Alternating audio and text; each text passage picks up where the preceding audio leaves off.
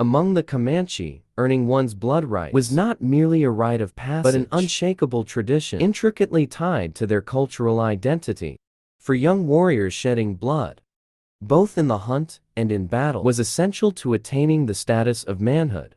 This cultural mandate was as enduring as the sunrises over the Texas plains, passed down through generations and woven into the fabric of their daily lives. It wasn't just tradition, it was an unspoken law, upheld and revered by every member of the tribe. For centuries, this warlike culture positioned the Comanche as one of the most formidable indigenous groups in North America. Their unyielding spirit and mastery of mounted combat created a barrier that effectively stalled Western migration for decades. As settlers pushed into the fringes of Comanche, the vast territory claimed by the Comanche, conflicts erupted, leaving trails of bloodshed and sorrow. Entire families were wiped out and settlements burned. By some accounts, hundreds of settlers lost their lives annually, and thousands were taken captive over the decades, their fates sealed in the heart of the vast plains.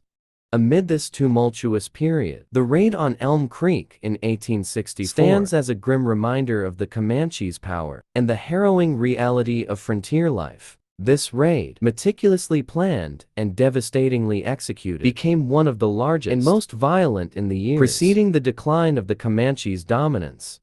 To understand the significance of the Elm Creek slaughter, we must first explore the events and conditions that led to it, a changing world for the Comanche.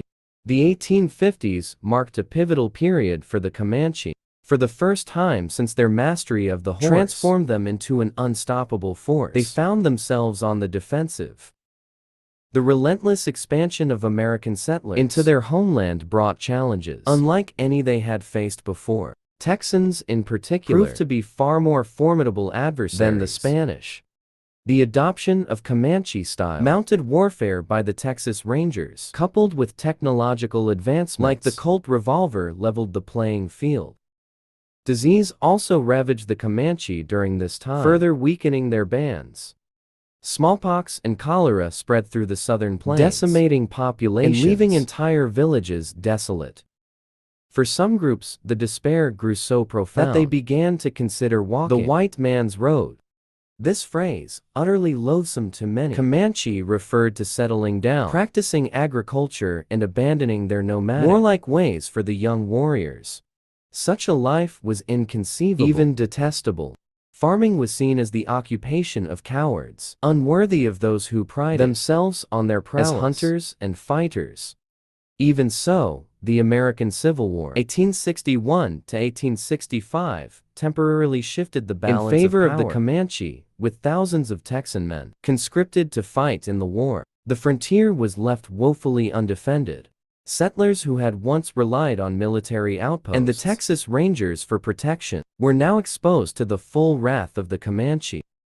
The borderlands became a lawless expanse where raids increased in frequency and ferocity. By 1863, historian T. Fehrenbach noted, many northwestern counties were under virtual siege. The lead-up to Elm Creek by 1864, the Comanche had regained much of their confidence.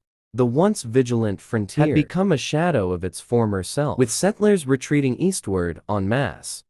The Comanche took full advantage of this vulnerability, launching bold raids that left death and destruction in their wake. Little Buffalo, one of the few remaining Comanche warchiefs, decided it was time for a large-scale raid that would cement his warriors' dominance and fulfill their blood rights.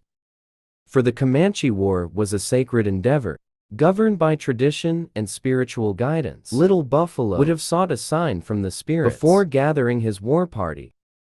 Perhaps he prayed to the eagle spirit, seeking a vision or an omen. Whatever the sign, it convinced him and his warriors that their medicine, spiritual power, was strong enough to ensure victory. War dances were held in preparation, a rare but deeply significant ceremony in Comanche culture. Around a roaring fire, warriors painted their faces black, the color of death, and chanted battle cries. Their women gathered in a circle around them, cheered with fervent enthusiasm, heightening the warriors' resolve.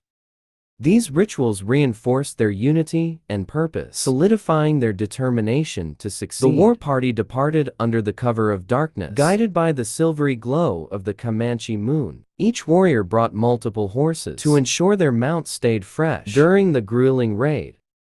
Their destination, the unsuspecting settlement along Elm Creek. The slaughter at Elm Creek. On the crisp morning of October 13, 1864, the settlers of Elm Creek began their day, as they always did, tending to their homes and fields. Unbeknownst to them, Little Buffalo and his war party of hundreds had arrived, concealed by the dense cross timbers near the Brazos River. The first to encounter the Comanche were a father and his 2 sons. Armed, but unprepared for such an onslaught, they fled into the woods, though killing them would have been easy.